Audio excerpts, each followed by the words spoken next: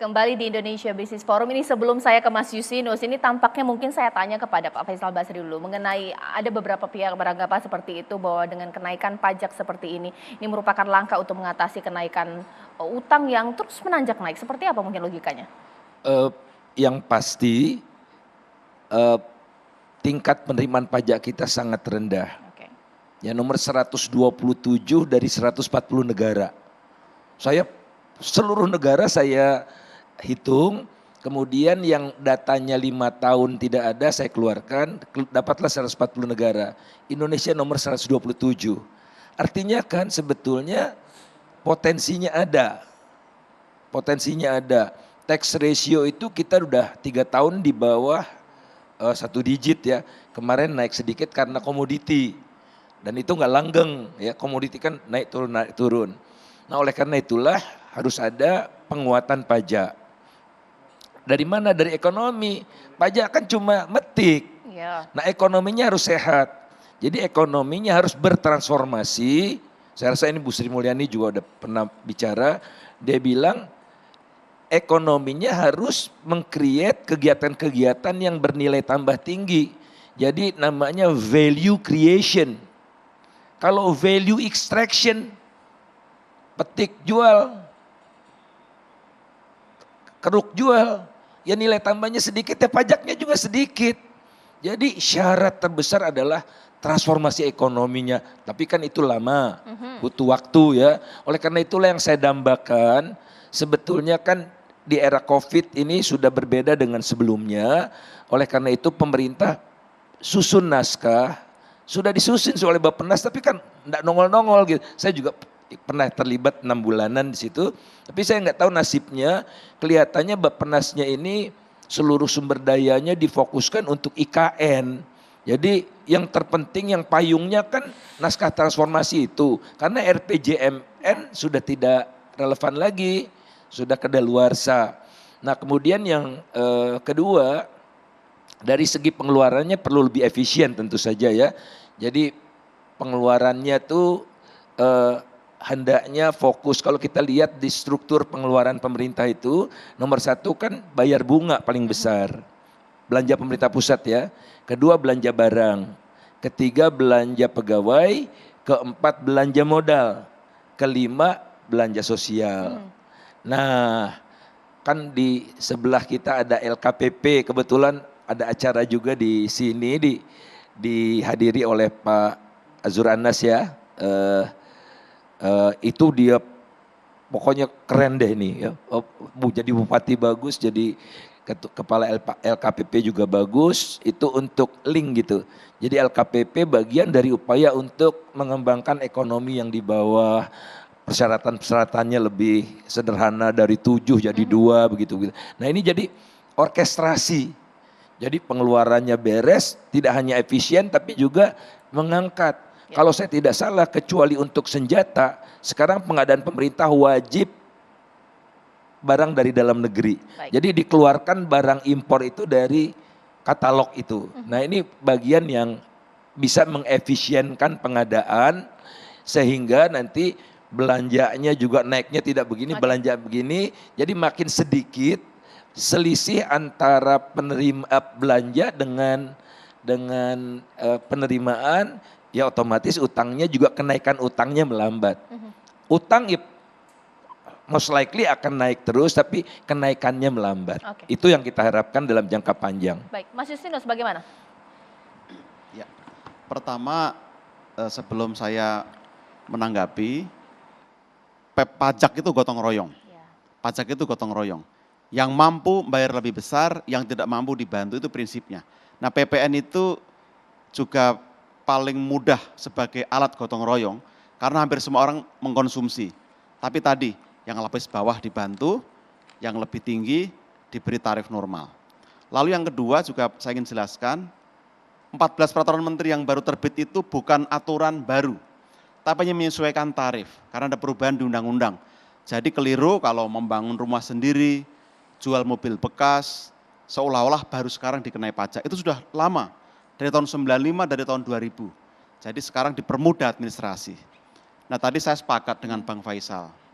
Kita harus melakukan reform, transformasi. Pajak itu memetik hasil kok. Sekarang kita proses memperkuat akar, disiangi, dipupuk supaya tanamannya tumbuh kuat sehingga menghasilkan buah yang kita petik buahnya. Maka kemarin utang kita meningkat signifikan dalam konteks pandemi. Sehingga kita harus menambah untuk bantalan kebijakan sosial kita. Termasuk stimulus ekonomi, jagain supaya pohonnya tidak ambruk, supaya akarnya tetap bisa kuat. Maka reformasi pajak tadi memperkuat akar, insentif stimulus yang berimbang diberikan, tapi di sisi lain kita juga memikirkan cara memetiknya.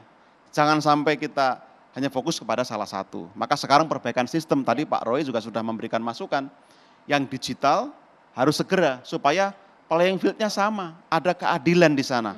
Ini terus kita upayakan. Tapi prinsip pemerintah adalah kalau ada kenaikan pajak atau pengenaan pajak tidak akan eksesif tarifnya, tapi moderat, daya jangkau, daya cakupnya yang luas, sehingga partisipatif, ringan karena dijinjing, didukung oleh semua pihak. Itu kira-kira platformnya, Mbak Anissa. Tapi kan memang menjadi masalah adalah bahwa pola pikir masyarakat ini sederhana. Apakah mereka masuk logika ketika pajak ini merupakan bentuk gotong royong, mengingat memang saat ini ekonomi sulit. Mungkin dari Mbak Rizky sendiri, dengan adanya kenaikan PPN 11%, ya mau tidak mau ini gotong royong untuk memberikan subsidi bagi yang tidak mampu.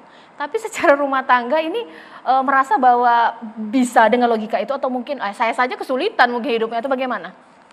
Pendapat saya pribadi bahwa cukup sulit ya, cukup besar dengan kenaikan ini gitu. Ya saya masih belum bisa menerima dengan nalar saya, itu kok bisa ya gotong royong ini tuh malah membantu malah ikut juga apa yang namanya Mbak ya? Membuat susah, betul. Begitu Mbak kira-kira. Kalau dari Pak Kamrul Samad, Bang KS mengingat sebagai wakil rakyat di sini, singkat saja, bagaimana ketika masyarakat mungkin merasakan bahwa oke lah memang ini untuk memetik hasil transformasi perpajakan, tapi kok ya sekarang ketika harga-harga lain bahan kebutuhan pokok ini juga naik gitu, membuat susah kata masyarakat, atau bagaimana? Sebetulnya ini adalah perwujudan keadilan sosial ya. Jadi redistribusi dari pelaku ekonomi yang mampu kemudian dialirkan melalui penerimaan negara ke program-program lain. Salah satunya bantalan tadi itu. Ini kan bagian dari upaya kita untuk melakukan redistribusi pembangunan nasional kita. Karena itu yang terpenting sebetulnya yang disampaikan tadi itu Bang Faisal adalah transformasi struktur ekonomi kita yang harus kita perkuat. Jadi Indonesia Incorporate itu betul-betul harus kita mengarah ke sana untuk mewujudkan. Karena fundamental ekonomi makin kuat, maka saya yakin ketimpangan sosial juga akan makin kecil, dan disitulah sebetulnya peran pemerintah dalam mengatur pembangunan melalui penerimaan pajak untuk kemudian pembangunan yang berkeadilan untuk masyarakat. Nah, salah satu sektor yang tumbuh 2 tahun ini adalah pangan, digital. Dan ini betul-betul booming selama COVID ini. Dan ini menarik sebetulnya kalau kita mampu mendesain atau mendorong percepatan perubahan transformasi ekonomi di 2 sektor ini. Termasuk masukan dari Bang Roy soal penerimaan perpajakan di sektor digital. Dan value creation yang tadi good idea dari Bang Faisal Basri, menurut saya ini yang perkuat hilirisasi industri kita. Sehingga Ibu Rizky dan seluruh ibu rumah tangga yang lain di seluruh Indonesia, kita bisa menjawab apa yang menjadi kegelisahan dan kekhawatirannya. Begitu Mbak Nes. Kalau Bang Roy, adakah sektor dari pengusaha begitu terpukul dengan kenaikan PPN 11% ini? Ya, kalau kami di sektor hilir tentunya saat ini kami masih melihat merata. Yang kita perlu lihat adalah justru yang di pedagang lainnya, pasar tradisional ini. Karena kan sekarang barang-barang kebutuhan pokok itu sudah menjadi objek pajak, jadi mereka juga yang menjualnya itu tentunya ada suatu mekanisme yang mereka harus laporkan juga kan. Artinya mereka juga mesti menjadi PKP lah minimal, selain NPWP yang mereka miliki atau yang belum miliki mereka harus miliki.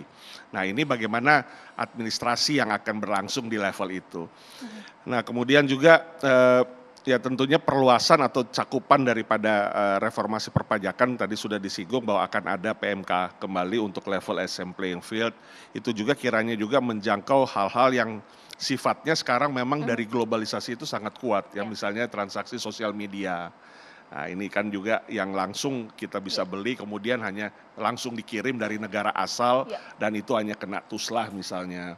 Nah, ini bagaimana definisi itu? Jasa titip, nah, masih banyak hal-hal yang berkaitan sebenarnya juga masih bisa diluaskan lagi cakupannya. Supaya tax ratio kita itu naik.